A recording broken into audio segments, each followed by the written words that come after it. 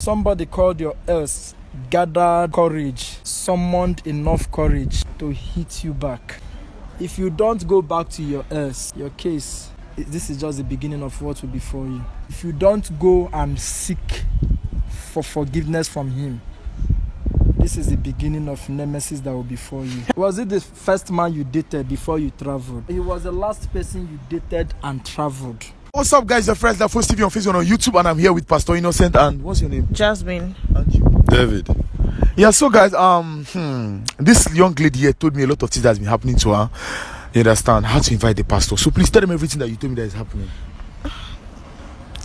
It's nothing much though, but I don't even know where to start from. But I actually explained to Zila that I've been bedwetting. I do that every 2 hours. If I even stay long here, I don't know what will happen. This is my husband here. We are here to get married though, but we're at Canada and we lost our job all because of this bedwetting of a thing. I can't even take in. I can't take in. We were deported from Canada down to Nigeria. I lost a lot of things, and I don't know who I offended. I don't know what I did. I didn't think I did anything wrong anyway. I can't just lose this. I lost everything. I lost my family. I lost my job. Everything I have. I lost everything. You guys should help me. So guys, you heard what she said. She cried to me how to invite the pastor. As I'm talking with you now, the pastor here has a trip to go to in Cameroon this evening. I had to beg him to stay back because when she was even talking to me, do you know she urinated in my presence? Even the husband to be. I don't know how human beings will be so wicked to the extent of even making somebody. How human beings go there 2 hours?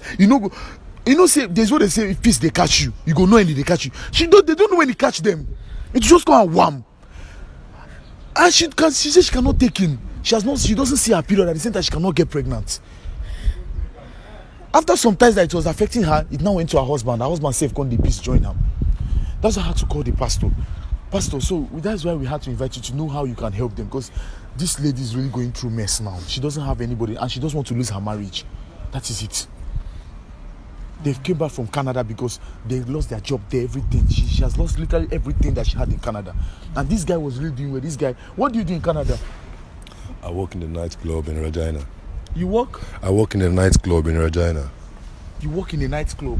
You can see he works very well and he earns money in that club. All these artists, you can see, that's why you can see they start one. So pastor, please, how can you help them? Please. I know I disturbed your trip, but please. I hear you say they've lost a lot. They will lose more. Hey! I hear you say you don't know what you did. Life is governed by principle. In most cases, what you don't know will not know you. Somehow the problem we face is as a result of what we attracted to ourselves. Can you prick your conscience and say you don't know what you did? I don't know. All over the world, the Spirit is moving. All over the world, as the prophet said it should be. All over the world, there is a mighty revelation of the glory of the Lord as the waters covers the sea. The eyes of God can see beyond the waters that cover the sea. The revelation of God has gone ahead of you before now.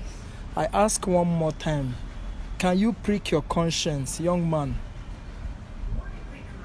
young lady, and say you don't know what you did?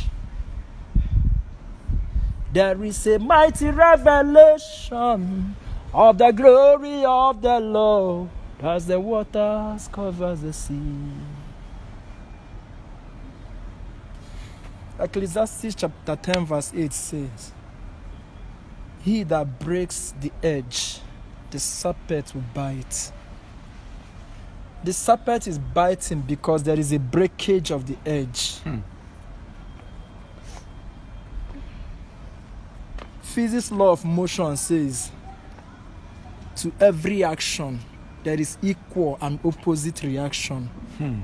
Whatever reaction you get is as a result of your action. And I ask again, I'm asking your conscience, can you boldly say in the presence of God that you don't know what you did? I speak to your conscience again, young lady. Can you say you don't know what you did? I don't know anything. I didn't do any wrong. I didn't, babe.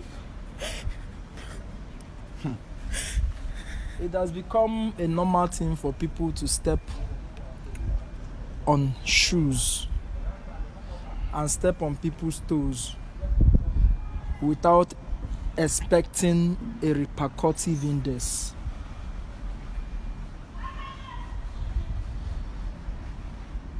Was it the first man you dated before you traveled?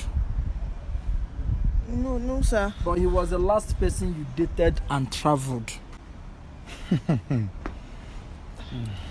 He was the last person, the both of you were together, the last person you dated, you were in a relationship with, you now traveled before Nemesis befell you. He's the one, sir. I said, was it the last guy you were in a relationship with in Nigeria before you traveled out? Yes, sir, he's the one, sir. And you traveled and Nemesis befell you? Because I see you making several calls, asking for solution and asking for what could be responsible. And they told you you are aware. Who was the last man you dated before you met him? That's my ex. He's your ex. And how did it end? It ended well. It ended well. Did you say it ended well? Yes, sir. You said it ended well.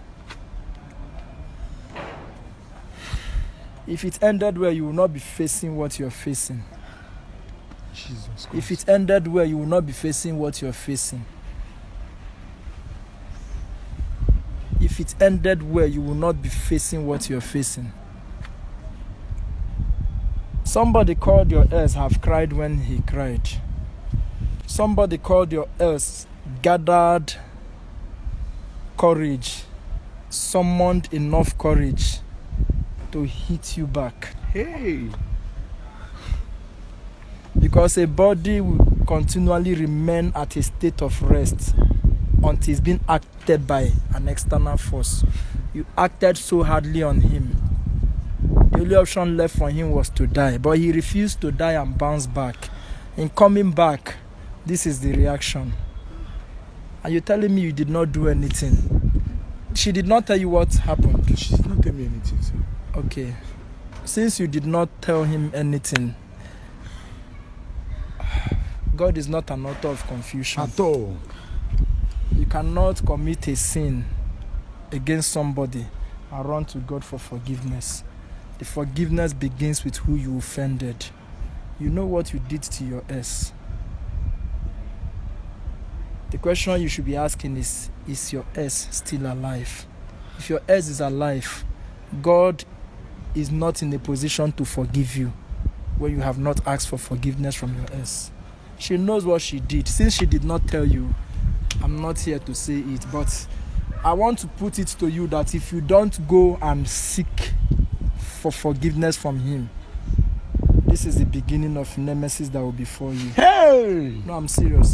This is the beginning of nemesis that will befall you because you made a young man a laughing stock. He deprived himself of a good life. Lost all that mattered to him. I saw lost. You reduced him to an object of mockery. Jesus. Then you flew into a beautiful city, hoping to have a colorful To destiny. relax. If you don't go back to your earth, your case, this is just the beginning of what will befall you. This is just the beginning.